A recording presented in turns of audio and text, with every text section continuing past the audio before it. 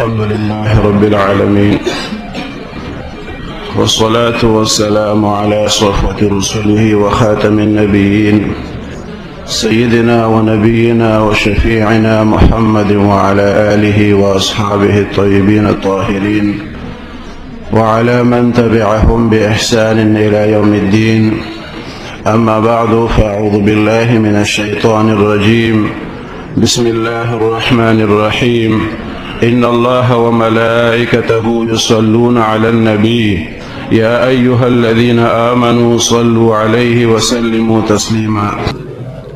اللهم صل على سيدنا محمد وآله وصحبه وسلم. اللهم صل على سيدنا محمد وآله وعترته بعدد كل معلوم لك. اللهم صل على محمد وعلى آل محمد كما صليت على إبراهيم وعلى آل إبراهيم إنك حميد مجيد. اللهم بارك على محمد وعلى آل محمد كما باركت على إبراهيم وعلى آل إبراهيم إنك حميد مجيد. اللهم صل على سيدنا ومولانا محمد وعلى آل سيدنا ومولانا محمد وبارك وسلم وصل عليه. عزت من دي مسلمانان رونو دا نکاح تقریب دے. اللہ جل جلالہ بخبل مبارک کتاب کے فرمائی یا ایوہ الناس اتقوا ربکم الذي خلقکم من نفس واحدہ. اللہ جل جلالہ قرآن پاک کے چکم خطابات فرمائی دی سپک خصوصی دی سو عمومی دی. یا ایوہ الناس سر عمومی خطاب کی چرط راغلی یا ایوہ الذین آمنوا التا مؤمنان سر خصوصی خطاب. یا ایوہ الناس اتقوا ربکم الذي خلقکم من نفس واحدہ. اے خلقو تاسو یرکوی د خپل پروردگار اغا ذات چه اغا تاسو پیدا کری او درجه پا درجه اغا تاسو تربیت کی او حد تمام و دا کمال تا مرسی اغا ذات اغا تاسو یرکوی. اغا ذات چه اغا تاسو پیدا کری ان دا اللہ جل جلالہ صفات ذکر کی گی چه اغا تاسو رب دے الذي يرب الشيء حالا فحالا الى حد التمام. او اغسطس خالق تی خلقكم بیور پس فرمائی من نفس واحدة دیو نفسنا اللہ تعالی تاسو پیدا کی وخلق منها زوجها او اللہ جل جلالہ دغا نفسنا داغی جوڑا پیدا کی وبث منهما رجالا كثيرا ونساء. او الله تعالی خوارک د دې دوارن اغا نفس او دا اغا نفس زوجا دا غی دوارن الله تعالی خوارک رجالا كثيرا ونساء دیر سڑی او دیر خزی. الله تعالی اغا ذات جتاسو پیدا کری ستاسو تربیت کئی آغا دا یو نفس نتاسو پیدا کی دا آغا یو نفس جوڑے پیدا کدا غین او دا آغا دوارو نی بیا خوارکل دیر سڑی و دیر خزی. دا دا سورة نساء اولانی آیت مبارک دا او دا نکاح خطبه چی ویلیش آغی که دا آیت شریف او دین علاوه اغا آیاتونو چه باغی کم دا تقوی بیان ده آغا پا که ذکر کیگی. کلم چه دا نکاح خطبه ویلی کیگی دا سنت طریقه ده چه باغی که دا آیاتونو تلاوش. یا ایها الذین آمنوا اتقوا الله حق تقاته ولا تموتن الا وانتم مسلمون. التم دا تقوی بیان ده. يا أيها الناس اتقوا ربكم الذي خلقكم من نفس واحدة. دلتم دا تقوى بيان ده. يا أيها الذين آمنوا اتقوا الله وقولوا قولا سديدا. التم دا تقوى بيان ده. يعني دا نکاح دا خطبه پا وقت کے چکم آیاتون لستیش اغی طول آیاتون که دا تقوى حکم ده و دا تقوى بنیاد ده دا خجوان دا پار خکور راتلل د خوشحالۍ هغه کور، د راحت او د سکون کور، هغه کور جوړېدی شي چې هغه خلکو کې تقوا وي. یو سړی د خدای نه یریږي نو هغه په ښځه باندې ظلم زیاتې نه کوي. یوه ښځه د خدای نه یریږي نو هغه به د خپل خاوند په خدمت کې او د هغه په هغه معاملاتو کې کمی به نه کوي، خیانت به نه کوي. دواړو دپاره د تقوا حکم دی. او الله جل جلاله د تقوا حکم یوازې سړي ته نه دی کړی، نه یوازې ښځې ته کړی. یا ایها الناس اتقوا، او بیا ټولو مؤمنانو ته د تقوا حکم. نو که یو سړی ذمهواري په ښځه باندې راشي ټوله، دا هم غلطه کوي. که ښځه وایي دا ټوله ذمهواري د سړي ده، دا هم غلطه کوي. د دواړو خپل خپل کردار دی، خو د تقوا هغه صفت دواړو دپاره ضروري دی. ښځه چې د خدای نه یریږي نو په خاوند باندې به دروغ نه تړي چې خاوند ورته شور نه کړي، وهلې ټکولې نی، او مور کره لاړی شي چې زه خو وهلی یم، او که تاسو کره ډوډۍ وي خو بس همدلته به اوسېږم، او که ما مرګ ته ورکوئ نو زه به بیا هغه کور ته ځم. او که ښه سړی د تقوا په صفت باندې متصف نه، نو یو نیکه ښځه به صالحه به، او په هغې باندې به د دروغ الزامونه لګوي چې دا ښځه داسې ده، دا ښځه هغسې ده. نو د تقوا صفت دواړو دپاره پکار ده چې دواړه د خدای نه یریږي نو ښه کور جوړېدی شي. او د تقوا هغه مفهوم هغه ډېر وسیع دی. د ژبې صحیح استعمال، د نظر صحیح استعمال،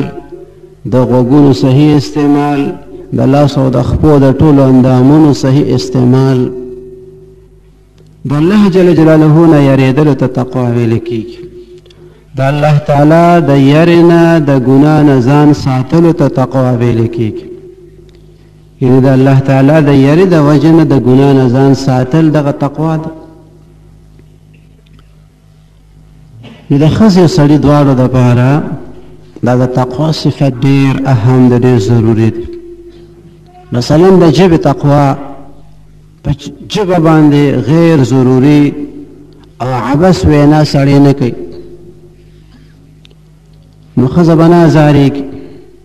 ښځه زبان درازه نه، فضول وینا نه کوي، خاوند ته بې ځایه جوابونه نه ورکوي، سړی به نه ازارېږي، ښه کور به یې جوړي. او که سړی هر وخت لګیا دی یا ښځه هر وخت لګیا زبان درازي کوي د خپل خاوند سره، نو د هغه کور نه بیا مصیبت جوړ شي. یو عالم داسې یو پوه کس هغه ته یو ښځه راغله او ورته وایي چې زه خو د خاوند د خبرو نه تنګه راغلی یم، هر وخت یې ګولیږي، بس لګیا یې څه وایي، او زما د ښه کار چرې هغه تعریف نه دی کړی، بس ډېره وینا راته کوي، زه د هغه ډېرې وینا نه تنګه راغلی یم. خو عالم د فراست خاوند و، هغه پوه شو چې دې کوم وخت کې دا شکایت راوړی دی، ما ته دا خبره کوي، په دې وخت کې هم دې زیاتې وکړو، غیر ضروري الزامونه په خپل خاوند باندې ولګول، نو هغه ته اندازه ولګېده چې د دې کور که روان دی نو په هغې کې یو وجه دا ده چې دا ښځه زبان درازه ده، دا خاوند ته جوابونه ډېر ورکوي، سړی د دې د جوابونو نه تنګ راغلی دی. هغه دا علاج تجویز کو، یو کاغذ ورته را جوړ کو، تعویز یې ته جوړ کو، او ورته وی چې دا تعویز ما تا ته وکړو، او چې کله د خاوند وینا شروع کړي بد رد درته وایي، بس ته دا تعویز په غاښونو کې کلک ونیسه، او چې تا ته څومره ډېره غصه درځي نو دومره ډېر زور ورته ورکوه، هېڅ ورته مه وایه، جواب ورته مه ورکوه، بس دا تعویز دی. دې نه پس به که خیر خاوند فضول وینا نه کوي، لږه وینا به وکړي، بس خپله به غلی شي. ښځه خوشحاله شو چې استاد یې راته ښه تعویز وکړو، بس چې سړي به وینا شروع دی به هغه تعویض راواغېشته په غاښونو کې به ونیو هغه به یو بله خبره وکړه دې ته به غوسه ورله او هغه استاد ورته ویلي چې څومره ډېره غوسه کېږي نو دومره دې ته ډېر زور ورکوه بس چې په دغه علاج باندې هغې عمل وکړو وی چې زبردست تعویض دی هغه سړي څو ورځې خبرې وکړې ځان سره ګورېدو او بس بالکل خاموش دی اوس اسم نه وی او د هغې وجه دا وه چې دې ښځې جواب نه ورکولو د دې ټول زور چې دی نو هغه په هغه کاغذ باندې خرچ کېدو نو یو سړی به اخیر لګیای نو تر کومې به لګیای چې ښځه ورته جواب نه ورکوي نو دغه یو علاج ورته هغه وښول نو بعضې ښځې وي ای خپله غلطي نه مني ان کیدکن عظیم قرآن مجید کې د یوسف علیه السلام د هغه واقعې بیان دی هغه زنانو ته ویل کېږي ستاسو مکر ډېر بې مکر دی داسې یوه ښځه هغه وایي چې زما د خاوند ما سره ښه نه دی او به زه خو د خدای نه دا سوال کوم چې خدایه که ما کې غلطي نو ما کونډه کې او که ده کې غلطي نو دې مړ کې یعنې په دواړو صورتونو کې خاوند ته خیرې کوي خدایه که دې په غلطه نو دې مړ کې د ده نه ما خلاصه کې او وایي که زه په غلطه یم نو ما کونډه کې نو په دواړو صورتونو کې الزام په سړي باندې یعنی که دی په غلطه نو هم د دې مړ شي او که زه په غلطه یم هم د دې مړ شي نو یو خو داسې ښځې وي او یو هغه سړي وي چې هغې هسې بانه ګوري هسې بانه ګوري د وهلو دپاره او د شور دپاره د یو سړي میلمانه رالل ډوډۍ ورته د کور نه راویستلې شوه میلمنو ډوډۍ وخوړه او بیا چې لوښي کور ته یوړه د روټۍ دوران کې هغه میلمنو د هغه خوراک ډېر تعریف وکړو چېرې خدای دې ورسره ښه وکړي دا ډېره قابله ښځه ده د وریجې ډېرې مزېدارې پخ کړي دي د ترکاري ډېره مزېدار ده د روټۍ هم بلکل برابره ده نه سوځېدلې ده او نه اومه ده تعریف یې وکړو سړي چې کور ته لوښي یوړه نو ورسره یې دا خبره هم وکړه چېرې هغه میلمانه ډېر خوشحاله دي هغه یې وایي چې دا خو قابله ښځه ده ډېر ښه پخلی یې کړی دی بس هغه ښځه په ژړا شوه ژړلې سړی ورته وایي چې هغې خو ستا تعریف وکړو ترکاري ښه پخ کړې ده وریجې یې ښې پخ کړي روټۍ ښه پخ کړې ده ای خو ډېر خوشحاله دي او ته جاړې وایي جاړم په دې چې دومره کلونه وشو تا ته همدغه شانتې ښه ترکاري او ښې وریجې او ښه خوراکونه ما در کړي دي خو تا یو ورځ چېرته دا نه دي ویلي چې نن دې پخلی ښه دی او نن دې روټۍ ښه ده نو ما ته په دغې باندې جړا راله چې هغه میلمنو ته نن یوه ورځ روټۍ لاړه هغې هغه دې تعریف وکړو زما او تا ته کلونه وشو چې زه درته همهغسې ښه خوراک در کوم او یو ورځ چېرته ستا د خولې نه د تعریف هغه الفاظ راونه وته نو په دې باندې جړا راله نو بعضې سړي هم داسې چې هغې ختم ښه نه وایي او هسې بانه ګوري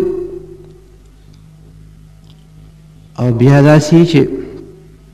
د صبر هغه ماده انسان ځان کې پیدا کړي ښځه په ځان کې صبر پیدا کړي سړی په ځان کې صبر پیدا کړي دې سره ژوند ښه تېرېږي لقمان حکیم صاحب لوی حکیم تېر شوی دی څوک ورته نبي وایي خو په ولایت کې خو څوک هم شک نه کوي د هغه نصایح قرآن مجید کې الله تعالی ذکر کړی دی سورة لقمان مستقل صورت دی هغه ته بادشاه وی چې دا چیلې حلاله که او په دې کې چې کوم ښه اندامونه دي نو هغه راوړه ټولو کې چې ښه دي هغه راوړه هغه چیلې حلاله که او په پلیټ کې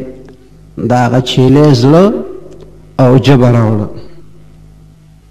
ویسې به دا په اندامونو کې ټولو کې ښه اندامونه دي بل وخت کې ورته بیا وی چې یو چیلې حلاله که او د هغې اندامونو کې چې ټولو کې ناکاره اندامونه نو هغه راته راوړه هغه بل ځل بیا په پلیټ کې زړه واچولو ژبه پکې واچوله او بادشاه ته یې راوړه. هغه ته یې مخکې ځل خو تا په ناکارو کې دا دوه اندامونه حساب کړو، اوس یې په ښو کې حساب کړو چې ما درته وي ښه اندامونه راوړه نو ژبه او زړه دې راوړه، چې درته مې وي ناکاره اندامونه راوړه هماغه ژبه او هماغه زړه ته راوړه. نو لقمان حکیم صاحب حکیم دی، د حکمت نه ډکې خبرې یې کولې، ورته یې وی دا دوه اندامونه چې ښه شي نو بس دا ښه، او چې خراب شي نو بیا خراب. زړه چې ښه شي حدیث مبارک کې راځي اذا صلحت صلح الجسد كله واذا فسدت فسد الجسد كله الا وهي القلب. دغه یو ټوکړه د غوښې په بدن کې چې کله دا صحیح شي ټول بدن ورسره صحیح، او چې کله دا خراب شي نو بیا ټول بدن خراب. دارنګې دا ژبه پښتو کې خلک خپله ژبه هم قلا ده هم بلا ده. نو که دا سړی دا خپله ژبه کنټرول کړي او فضول وینا ښځې ته نه کوي، دا ښځې په زړه کې به د دې سړي قدر پیدا شي چې عبث نه لګیا، بې ځایه تنګول نه کوي، نو د دغه احترام به د هغې پړه کې کښېني. دارنګې دغه ښځه چې هغه عبث لګیا نه فضول خبرې نه کوي او فضول دغه خپل خاوند نه تنګوي، د هغې هغه قدر به د ده پړه کې راشي. نو دغه ژبه کابو کول او د زړه هغه اصلاح هغه د دواړو لپاره فایده ده، هم سړي دپاره هم د ښځې دپاره. بعضې خلک یې هغه اصل بانه ګوري. زمونږ د سلسلې د نږدې دور بزرګ د نقشبندي شریفې زمونږ د والد صاحب مبارک نور الله تعالی مرقده مرشد پاک د دریا شریف حضرت صاحب رحمت الله علیه،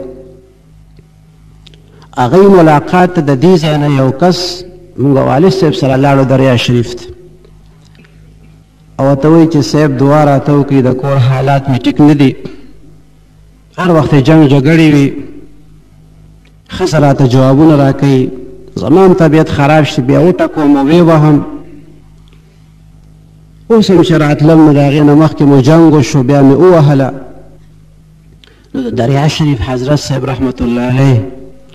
هغوی ورته وفرمیل ښه تا ښځه وواله، دا خو تا یوازې ښځه نه ده والی، دا خو تا د کور څوکیداره مو وهله، دا خو تا ننبایي مو والو، دوبي دې مو والو او خاکروب دې مو والو،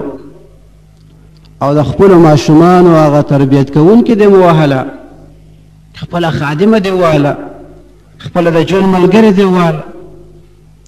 یعنې داسې یو څو خبرې ورته تفصیل سره ذکر کړي چې ښځه وهل دا خو یوازې ښځه خفه کول نه شو، صفایه والا دې خفه که، کپړو وینځلو والا دې خفه که، ډوډۍ پخولو والا دې خفه که، جارو وهلو والا دې خفه که، د بچو تربیت کوونکي دې خفه که، ستا خدمت کوونکي هغه دې خفه که. دا خو تا یوازې ښځه نه ده والی، دا خو تا ډېر کسان خفه که. نو داسې بهادري نه ده چې یو سړی په ښځه باندې لاس پورته کوي او په هغې باندې بیا فخر کوي. د دواړو جهانو سردار مبارک هغې فرمایي خیرکم خیرکم لأهله وانا خیرکم لأهلی. تاسو که بهتر هغه کس دی چې هغه د خپل اهل و عیال دپاره ښي، د خپل اهلیې دپاره څوک ښي هغه در کې ښه دی، او زه د خپل اهل دپاره ښیم. پیغمبر علیه صلات وسلام مبارک د خپل اهل و عیال دپاره د خپلو بیبیانو دپاره څومره ښه، د هغه مبارک ژوند زموږ دپاره نمونه ده. کنې د هغه مبارک خو یو بیبي نه ده، اوس خو یو بیبي سړی خوشحال نه شي ساتلی، او قسمه قسم اعتراضونه او الزامات او جنګ جګړې او اختلافات، او د هغه مبارک ډېرې بیبیانې، او په ټولو کې مساوات، او په هغې کې عدل، په هغې کې انصاف، او هر یو بیبي دا وایي چې جوړې ما سره څنګه مینه ده داسې یو بل چا سره نه، ټولې خوشحاله په خپل ځای باندې. هغه مبارک خپلو بیبیانو سره څومره ښه سلوک کړی دی، څومره ښه اخلاق یې کړي دي، څومره د هغې خیال ساتلی دی. د حضرت ام المؤمنین خدیجة الکبرى رضی الله تعالی عنها. دا ولنې بیبي د رسول الله صلی الله علیه وسلم چې پیغمبر علیه السلام مبارک عمر 25 کاله او د ام المؤمنین عمر 40 کاله او داسې ژوند تیر کړی دی چې دا واقعات چې نبی کریم صلی الله علیه وسلم به غار حرا ته تلو نو ام المؤمنین به خوراک تیار کو، ستوان به تیار او د دلته نه د مسجد حرام د خوانه به هغه روانه شوه او لا به هغه 3 میله مزل هغه به یې وکړو او بیا به جبل نور ته د لاندې نه بره وخته هغه غار ته هلته به هغه خوراک نبی کریم صلی الله علیه وسلم مبارک ته رسول او داسې یو ورځ دو ورځې نه کله به هم چې هغه مبارک هلته کې عبادت ته تلو نو ام المؤمنین خدیجة الکبرى رضی الله تعالی عنها به دغه خدمت کولو. پیغمبر علیه الصلاة والسلام مبارک ته به چې څه تکلیف و هغې مبارکې به ورته تسلي ورکوله. د وحي نزول چې کله وشو پیغمبر علیه السلام مبارک باندې چې کوم عجیبه کیفیت رالو، امام بخاری رحمت الله علیه په هغه د خپل کتاب په ابتدا کې بدء الوحی کې د هغې بیان تفصیلا کړی دی. نو ام المؤمنین رضی الله تعالی عنها د یو ماهر د نفسیاتو هغه کار هم کوي چې پیغمبر علیه السلام مبارک ته څنګه تسلي ورکوي چې خپل هغه د تره زوی ورقه بن نوفل هغه ته بیا تللی دي او دغه ټول تفصیل ورته بیان کړی دی چې دغه شانتې یو قاصد ورته رالو دا پیغام یې ورته ورکړو چې اقرأ باسم ربک الذي خلق الانسان من علق اقرأ وربك الأكرم الذي علم بالقلم علم الإنسان ما لم يعلم. هغه مبارک ورته تسلی خبرې کړي چې هذا الناموس الذي كان ينزل على موسى، دا خو هغه فرشته دی چې موسی ته به راتله او د الله جل جلاله پیغام به یې ورته راوړو. نو په هر قدم باندې ام المؤمنین خدیجه رضی الله تعالی عنها د نبی کریم صلی الله علیه وسلم د راحت او د سکون پوره خیال ساتلی دی. د هغې مبارکان هغه ژوند زموږ د ټولو لپاره نمونه ده. یو سړی چې ښه کار کوي، خدمات د دین کوي، لوی لوی کارونه کوي، تصانیف وي، د دین خدمات یې کړي وي، د هغې هغه ژوند چې سړی وګوري هغې شاته د یوې زنانه لاس کله یوې مور د خپل بچي داسې تربیت کړی چې د هغې د هغه زوی یو لوی سړی جوړ شي، کله یوه ښځه د خپل خاوند په هغه دیني خدماتو کې داسې تعاون ورسره کوي چې هغه سړی دیني کارونو دپاره وقف شي. که ښځه خپل خاوند دیني کار ته نه پرېږدي یا یوه ښځه د خپل بچي دیني تربیت ونه کړي نو هغه بچی به څه د دین خدمت وکړي. نو دا زموږ د دین چې څومره لوی لوی ستنې دي، لوی لوی اکابر دي، هغې سره د هغې هغه زنانو پوره تعاون کړ، د هغې په هغه دیني خدماتو کې د هغې د هغه بیبیانو پوره لاس دی. موږ ته چې دا دین را رسېدلی په دې کې د هغې بیبیانو مبارکو ډېره لویه برخه ده. الله جل جلاله د هغې ټولو ته جزای خیر ورکړي. او د تقوا خبره مو وکړه ابتدا کې چې د تقوا صفت وي نو د هغې ښه اثر په دې سړي باندې هم کېږي، په دې ښځه باندې هم کېږي او د دوی بیا په آینده نسل باندې هم کېږي. عبدالله ابن مبارک رحمت الله علیه لوی محدث دی، زموږ د امام ابو حنیفه رحمت الله علیه خاص شاگرد دی او لوی محدث دی، ولی الله دی. عبدالله ابن مبارک رحمت الله علیه د ده د پلار د عبدالله صاحب د پلار مبارک صاحب د ده متعلق شاه عبدالعزیز صاحب رحمت الله علیه خپل کتاب بستان المحدثین کې لیکي وي دا مبارک صاحب چې د عبدالله صاحب پلار د یو تاجر سره د یو سوداګر سره په باغ کې نوکر و، د هغه د انارو باغ او دی ورسره نوکر و. او یو ورځ ورته هغه سوداګر هغه د باغ مالک وایي چې مالکه یو ترش انار راوړه، تریو انار مې پکار دی، انار شیرین او انار تلخ د دواړو خپل خپل خصوصیات دي. د طب په کتابونو کې د هغې خواص لیکلي چې انار شیرین څه دپاره ښه دی او انار تلخ چې دی دا د څه دپاره ښه دی. نو کله تریو انار د انسان پکار شي. جوارش انارین یو طبي نسخه ده، دواړه اناره پکې یو ځای کې، شیرین او تلخ دواړه، نو بیا د بدهضمۍ لپاره بهترین شی د هغې نه جوړ شي. نو کله ترش د سړي پکار شي. وی مالکه ترش انار راته راوړه. مالک صاحب باغ ته لاړو او هلته نه یو انار راوشکولو چې هغه د باغ مالک هغه انار نیم کو، ویسه کلو، هغه خوږ انار شیرین راوختو. ورته وایي ما درنه ترش غوښتې دی، تلخ غواړم، او ته راته خوږ انار راوړو. هغه لاړو بل انار یې راوشکولو، هغه هم خوږ وختو. ورته وایي تا دومره زمانه په دې باغ کې تېره که او اوسه پورې دې تراوه انار او خواږه انار ونه پېژنده چې زه ته ویم چې انار یې تلخ راوړه، تریخ انار راوړه، ترش راوړه، ته راته خوږ انار راوړې. نو مالک صاحب ورته وایي چې صاحب ما ته دا پته نه لګي چې په دې باغ کې د کوم یو بوټي انار خواږه دي او د کوم یو هغه تراوه دي، ځکه چې تا زه د باغ په څوکیدارۍ باندې مقرر کړی یم، د باغ په خدمت دې مقرر کړی یم. تا خو ما ته دا نه دي ویلي چې دا وګوره چې دې کې کم خواږه دي او کم پکې تراوه دي.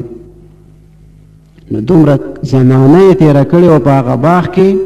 او چې ورته یو ورځ یې د هغې نه یو انار نه دی راشکولی. نو چې ما انار راشکولی نه دی، ما انار خوړلی نه دی، نو ما ته ځکه اندازه نه لګي چې د کوم بوټي انار خواږه دي او د کوم یو تراوه دي. هغه سوداګر، هغه د باغ مالک خوشحاله شو او متاثره شو چې دا خو زبردست سړی، داسې خلک خو په باغ کې څوکیداران ساتل نه دي پکار، دا خو ځان سره مشیر مقررول پکار دي، دا خو زما خاص ملګری پکار دی چې جوړ شي. وی باغ دپاره به مونږ بل خادم او بل څوکیدار مقرر کو، آینده کې به ته ما سره زما خاص ملګری به. بیا څه وخت پس د دغې مالک صاحب نه مشوره اخلي، وی چې زما یوه لور ده او زه هغه چاته په نکاح باندې ورکوم، تا نه مشوره اخلم چې دې دپاره زه څه وکړم، کوم قسم سړی چې دی نو هغه زه منتخب کړم.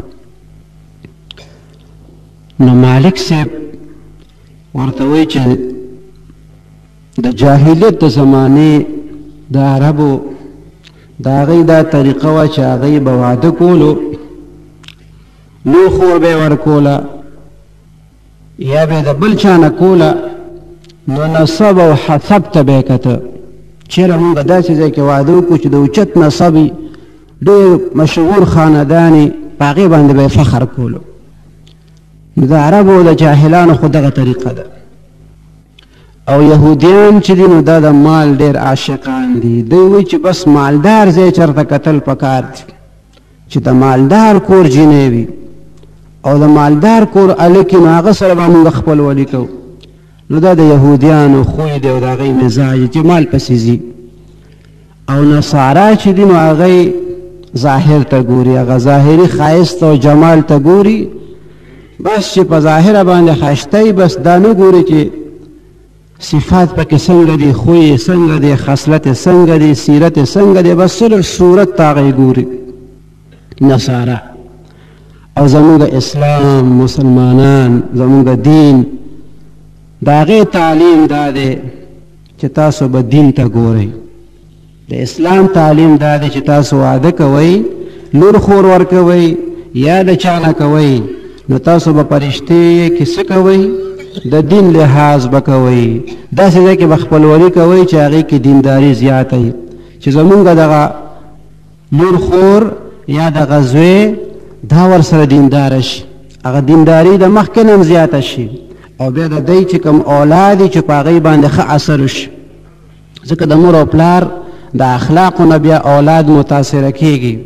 نو چې مور او پلار یې نیکاني نو هغه اولاد به ښه اثر د هغوی نه قبلوي. نو زمونږ د دین خو تعلیم دا دی چې تاسو د دین لحاظ کوئ. د نبی کریم صلی الله علیه وسلم مونږ ته دغه تعلیم دی. هغه د باغ مالک خوشحاله شو، چېرې مالک خو ما ته ډېره ښکلې خبره وکړه. بیا لاړو خپلې بیبي ته هغه ټوله خبره کوي، چېرې دې سلسله کې ما مالک سره نن مشوره وکړه او هغه راته وایي چې یاره دا لور ته چاته ورکې نو بس دغه خبرو ته پکې وګوره چې عرب چې د جاهلیت په زمانه کې هغې به نسب ته کته، یهودیان چې دین مال ته ګوري، نصارا چې دین هغه ظاهري ښایست ته ګوري، او مسلمانان چې دین دا دیندارۍ ته ګوري. دا خبره یې راته وکړه. خوښه دې نه ده چې دا لور مو هم دې مالک ته ورکو، ځکه چې دې هوښیار هم دی، دې دیندار هم دی، او تا ته پته ده چې څومره تقوادار دی، چې کلونه یې په هغه باغ کې تېر کړي او یو انار یې ته نور راشکولی چې خوړلی وي. ښځې ورته وویې چې زمونږ د لور همدغه سړی اهلیت لري، نو بس هغه مالک ته هغه خپله لور چې و نو هغې ورته په نکاح کړه. او د هغه پاکې بیبي زوی چې بیا پیدا کېږي د پاک خاوند، نو ورته خدای پاک زوی ورکړو حضرت عبدالله صاحب. هغه ته نن عبدالله ابن مبارک ویل کېږي رحمت الله تعالی علیه. یو یهودي کور خرڅولو، خلکو ورته وی دا کور دې په څو دی؟ وی دا په 2000 درهمه باندې.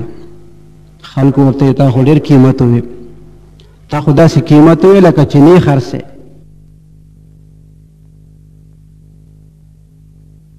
یهودي ورته وی ما ته پته ده چې زما دا کور د 1000 درهمو دی، خو زما د کور په خوا کې عبدالله ابن مبارک اوسیږي. عبدالله ابن مبارک زما د کور په خوا کې اوسیږي، نو زه دا 1000 درهم ستانه سیوا که اخلم، په دې وجه اخلم چې تا ته به د عبدالله ابن مبارک غوندې یو ښکلی ګاونډي میلو شي. یعنې یوازې دا نه چې 1000 روپو باندې تا کور واغشتو، 2000 درهم ما ته راکړې نو تا ته به دومره لوی سعادت میلو شي چې ته به د عبدالله ابن مبارک ګاونډي شي. او اطلب الجار قبل الدار، دا خو تعلیم دی مونږ ته. اطلب الجار قبل الدار، تاسو د کور نه مخکې د ګاونډي تلاش کوئ. یاره کور جوړوم کوم ځای کې جوړ کړم، اول ګاونډیانو باندې نظر واچوه چې هغه ځای کې خو ځمکه ارزانه ده، خو دا فلانکې ورسره خوا کې اوسېږي، فلانې ورسره دی، نو چې خراب ګاونډي نو ژوند به دې ورسره بیا خراب وي، او چې ښه ګاونډي وي، ښه همسایه دې وي، نو ژوند به دې ورسره بیا ښي. وایي دا مړي چې دی هم ښه ګاونډي خوښوي، مړي چې کوم په قبرونو کې پراته دي، د دوی هم دا خواهش وي چې زمونږ په خوا کې د یو نیک سړي ښخ شي. د یو ناکاره سړي خواهش هغه هم نه کوي چې یو ناکاره بدعمله انسان وي،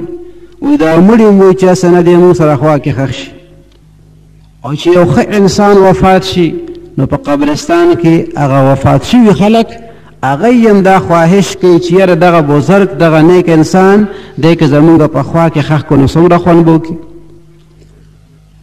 نو د ښه ګاونډي تلاش چې دی نو دا وایي پکاري. نو هغه د یو یهودي سړی،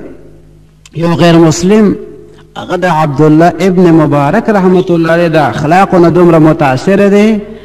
چې هغه وایي چې زه د خپل کور 2000 درهمه ځکه غواړم چې ته به ګاونډي شي د عبدالله ابن مبارک رحمت الله علیه. نو د تقوا هغه ثمره، د تقوا هغه فایده هغه د اولاد ته ورسېده چې د یو متقي انسان او د یوې پاکې بیبي زوی ته الله جل جلاله څومره کمالات ورکړي. وی شیر کا بچہ بھی شیر ہوتا ہے، دا یو منل شوې خبره ده چې د زمري نه پیدای نو د زمري خصوصیات به پکې وي. نو چې د متقي نه پیدا شوي هغې کې به د تقوا هغه صفات ای. یو خدای چې یو کس خدای دې موږ وساتي د ایمان نه محروم شي، الله تعالی دې موږ وساتي، نو بیا که د پیغمبر زوی شي نو هغه ته بیا هغه خپل ولي فایده نه ورکوي. د نوح علیه السلام قصه چې ده نو هغه ذکر ده په قرآن پاک، انه عمل غیر صالح، د هغه عمل ټیک نه ده چې ایمان نه څوک محرومه شي. نو که د پیغمبر زوی شي نو هغه رشته داري بیا هغه ته فایده نه ورکوي. او چې د ایمان په حالت کې د دنیا نه لاړ شي نو بیا د هغه مشران او هغه تقوا او د هغې هغه ښه کردار او هغه نیک عمل هغه دې کشرانو ته فایده ورکوي بیا. والذین آمنوا واتبعتهم ذریتهم بإيمان الحقنا بهم ذریتهم وما علتناهم من عملهم من شيء. سورۃ طور کې الله تعالی فرمایي چې هغه کسان چې هغه ایمان راوړي او د دې اولاد ایمان راوړي، په دغه ایمان کې د دې اولاد د هغې تابعداري وکړي، نو الله جل جلاله دغه مشرانو ته چې کوم مقام ورکوي، د جنت کوم اعلی مقامات خدای ورکوي هغه مشرانو ته، نو الله جل جلاله به په خپل فضل دغه کشران هغه مشرانو سره یو ځای کړي. ځکه چې جنت داسې ځای دی چې فیها ما تشتهیه الانفس وتلذ الاعین، دغه ځای کې هر هغه شی میلاویږي چې زړه دې غواړي، سترګې دې پرې یخېږي، زړه دې خواهش کوي، هغه به تا ته په جنت کې میلاویږي. نو خامخا به یو انسان دا خواهش کوي چې زما زوی دې ما سره وي، زما رور دې ما سره وي، زما هغه خپلوان عزیزان، زما هغه دوستان په دنیا کې چې هغه دې ما سره دلته په جنت کې هم یو ځای شي. نو چې هغه مشران وغواړي چې زموږ دا کشران دې موږ سره په جنت کې یو ځای شي، او د کشرانو هغه مقام او مرتبه نه ده چې هغه اوچتې درجې ته لاړ شي، او خدای خو د هغې هغه خواهش خامخا پوره کوي، دغه مهرباني په جنتیانو باندې کړي وي. نو د دې کشرانو او د مشرانو د میلاولو او د یو ځای کولو طریقه دا ده چې یا خو هغه مشران وله راښکته کړي دې کشرانو ته، او یا دا کشران په بره بوځي مشرانو ته. نو الله جل جلاله داسې نه کوي چې د هغه اوچتې درجې هغه مشران راښکته کړي لاندې درجې ته، داسې نه کوي، بلکې الله جل جلاله به وایي داسې وکړي چې دا د لاندې درجې کشران چې دي دی به پورته کړي، د بره درجې هغه مشرانو سره به یو ځای کړي. نو د نیکانو هغه رشته داري هغې سره هغه تعلق چې ایمان وي، په شرط ایمان هغه په کار راځي. کان ابوهما صالحان، هم دغه مسله معلومه ده او ثابته ده، کان ابوهما صالحا په سورة کهف کې چې کومه قصه ده، واما الجدار فکان لغلامین یتیمین فی المدینه. نو د تقوا هغه ښه اعلی صفات د هغې هغه ښه اثر هغه بیا په ماشومانو باندې هم کېږي، په وړې باندې هغه ښه اثر بیا وشي. نو ښه اخلاق، ښه عادات هغه د دې لپاره پکاري چې زموږ په دې کشرانو باندې د هغې ښه اثر وشي. او چې پلار یې نشه کوي، پلار یې د نسوارو ډبې ځان سره ساتي، د سګرټو ډبې ورسره وي او سګرټ څکي، نو هغه ماشوم به هم د سګرټ هغه ټوټې راوچتوي او هغه به هم خولې ته نیسي. که چېرته په هغه ډبي کې هغه پوڼی کې چېرته نسوار نو چېرته پټ به هغه ماشوم هم هغه نسوار خولې ته کوي چې یاره دې کې به څه کمال وي چې زما دا پلار ډېر په شوق سره چونډی را ډکوي او خولې ته یې وړي. نو هغه ماشومان بیا هغه خپلو مشرانو ته ګوري. نو ښه دا دی چې داسې عادات د انسان خپل کړي، داسې خویونه دې په ځان کې راولي چې رستو په هغه کشرانو باندې د هغې ښه اثر وشي. حضور نبی کریم صلی الله علیه وسلم مبارک به چې کله آینه کته، نو هغه مبارک به دعا کوله چې خدای ما ته تا څنګه ښایسته مخ را کړی دی، زما خلق چې تا څنګه خشته کړی دی، نو دغه شانتې زما خلق هم خشته کړي، خدای اخلاق به هم خشته کړي. او د نبی کریم صلی الله علیه وسلم اخلاق مبارک په ټول مخلوق کې د هر چا نه خشته اخلاق، د هغه مبارک نه ښه اخلاق د بل چا نه. نو دغه دعا به یې کوله چې خدای څنګه دراله مخ خشته را کړې، داسې راته اخلاق هم خشته را کړي. نو دا زموږ دپاره یو تعلیم دی چې یو انسان به یا خشته یا به بدرنګي یا به درمیانۍ. نو که یو کس داسې چې هغه د خپل خد و خال نه، د خپلو سترګو نه، د خپلې خولې او د پوزې نه، د خپل مخ نه مطمئن دی چې زه په خشته خلکو کې حسابېږم، او دې کله آینه کې ګوري، نو دې د ځان سره دا سوچ وکړي چې خدای راله خشته مخ را کړی دی، نو دا خشته مخ دې سره خشته اخلاق پکار دي. او چې مخ یې خشته وي او اخلاق یې بدرنګي، خویونه یې خراب وي، نو هر سړی بیا وایي چې د ده په دې مخ باندې مه دوکه کېږه، مخ یې خو ښه ښکاري خو اخلاق یې چې دی نو بدترین اخلاق دي. نو د خشته مخ والا ته هم پکار دي چې ښه اخلاق دې په ځان کې راولي، او که یو سړی آینه کې وګوري او د خپل مخ نه متاثر دی شي مطمئن نشي هغه وایي چې یاره زما هغه مخ چې دی دا په خشتو کې نه راځي او ګزارې والاو کې هم نه راځي او خفه شي چې یاره زه خو هغسې نیم نو ده ته هم بیا ښه اخلاق خپلول پکار دي چې یاره هغه ظاهري خد و خال خو هسې هم ګډوډ دي نو چې هغه اخلاق مې هم خراب شي نو بیا پاتې څه شو نو چې کوم سړی د خپل خد و خال نه د نقش و نگار نه مطمئن دی هغه ته هم ښه اخلاق پکار دی او چې کوم ته مطمئن نه دی هغه ته خو بیا ډېر کوشش پکار دی چې دغه ظاهري کمې دی په هغه باطني خصوصیاتو باندې پوره کړي او چې ظاهر هم خراب دی او باطن هم خراب دی نو دا خو معامله ټوله بیا خرابه شو زمونږ د مشایخو اخلاق څنګه هغوی مبارکانو موږ ته څنګه خویونه او څنګه عادات بطور نمونه پریښي دي د حضرت پیران پیر سے مبارک شیخ عبدالقادر جیلانی رحمت الله علیه د هغه متعلق د هغې د صوالحو کتابونو لیکلي دي وایي چې یو دوست ورته تحفه راوړه آینه ورته راوړه یو خشته شیشه ده چې یاره به وقت ضرورت به دی په دې کې ګوري بیا هغه مبارک خادم ته وایي چې دا آینه سنباله څه وخت پس په یو مناسب وخت باندې هغه خادم ته وایي چې هغه آینه راوړه خادم هغه آینه راواغسته او چې پیران پیر سے مبارک ته سورا رسول نو بس د ګوتو نه پرېوته او ماته شو خفه شو چېرې آینه وه مایخې وسنباله او چې کله هغوی مبارکانو وغوښته نو ما ته خاص په هغه موقع باندې رانه پرېوته او ماته شو پیران پیر سے مبارک ته راغو مخامخ او ورته وایي چې از قضا آینه چینی شکست قضا راغلی وه او هغه د چین هغه اعلی قسم آینه او شیشه چې وه همې د ګوتو پرېوته او ماته شو نو حضرت پیران پیر سے مبارک ورته په جواب کې وفرمیل وی خوب شد اسباب خودبینی شکست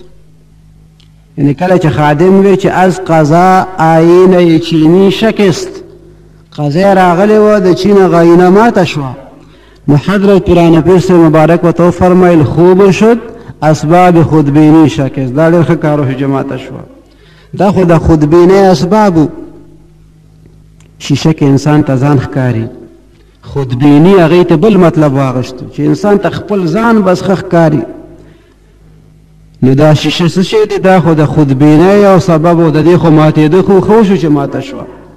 نو د هغه خپل خادم یې داسې دلجویي وکړه د هغې داسې حوصله افزایي وکړه او که ورته یې ویلی وې چې دا ستا لاسونه دي دا تا کلکه ولې نیوه او دا خو د ډېر لرې ملک نه راغلې وه دا خو خصوصي تحفه مونږ ته راغلې وه او ته دومره بې خوندې چې آینه یې د ګوتو نه پرېوته نو هغه مبارک ورته وفرمیل خوب شد اسباب خودبینی شکست امام زین العابدین صاحب هغه ته یو خادم اوبه اچولې کومه لوټه کې چې اوبه وې هغه لوټه ترې راپرېوته ماته شوه اوبه هم توی شي او لوټه هم ماته شوه اودس پوره نه شو یا لاس وینځل یا مخ وینځل په وقت ضرورت مدد اخیستی شي انسان د عذر په وخت کې د بل نه په اودس کې هغه خادم خفه شو چې وره اوس به دی څه وایي کوزه هم ماته شوه اوبه هم ټولې توی شوې نو چې داسې خفه شو چې راسه نه دی غوسه نو خادمان هم د هغه زمانې داسې خادمانو چې هغوی به تلاوت د قرآن شریف ډېر کولو او په معنا او مفهوم باندې پوهېده په تفسیر باندې پوهېده نو زه دغه آیت شریف تلاوت کو والکاظمین الغیظ یعنی د ښو خلکو بیان چې الله تعالی کړی دی نو دغه ځای کې فرمایلی چې والکاظمین الغیظ یو صفت دا ذکر کړی دی چې دی غوسه برداشت کوي ښه خلک هغه دي چې هغوی غوسه قابو کړي پهلوان هغه نه دی چې بل راوپرځوي پهلوان هغه دی چې هغه په خپل غوسه باندې قابو راولي والکاظمین الغیظ د ښو بندګانو یو ښه صفت دا دی چې دوی غوسه څکي غوسه برداشت کوي غوسه ورشي ځان قابو کې راولي بې واکه کېږي نه نو زین العابدین صاحب ورته وفرمیل چې بس زه څه مې وی خو بس غوسه به برداشت کړم څه به نه ویم نو هغه خادم والعافین عن الناس والکاظمین الغیظ پس خو بیا دي والعافین عن الناس او ښه خلک هغه چې هغې خلکو ته عفو کوي عفو کوونکي دي خلکو ته معافي کوي وایي زه بس آینده کې مې معاف کړې تا ته آینده کې هم زه دا زورونه نه در کوم چې تا وګوره او لوټه ماته کو اوبه دې توی کې او کوزه ماته شو بس معاف مې کې مکمل هغه خادم ورپسې وایي والله يحب المحسنین او الله جل جلاله احسان کوونکو سره مینه کوي چې څوک چا سره احسان کوي نو هغه احسان کوونکو سره خدای پاک مینه کوي وایي زه آزاد مې کړي د غلامین آزاد کو یعنی د قرآن شریف یو لفظ باندې هغې داسې عمل کولو والکاظمین الغیظ باندې عمل کو او په والعافین عن الناس باندې عمل کو او په والله يحب المحسنین باندې عمل کو یو صحابي آیت اوري وينفقون في السراء والضراء او سرا وعلانية او ليل ونهار بالليل والنهار سرا وعلانية آیت اوري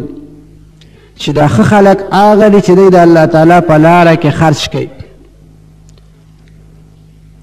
د شپې هم خرج کوي او د ورځې هم خرج کوي په پټه هم کوي او په څرګنده هم کوي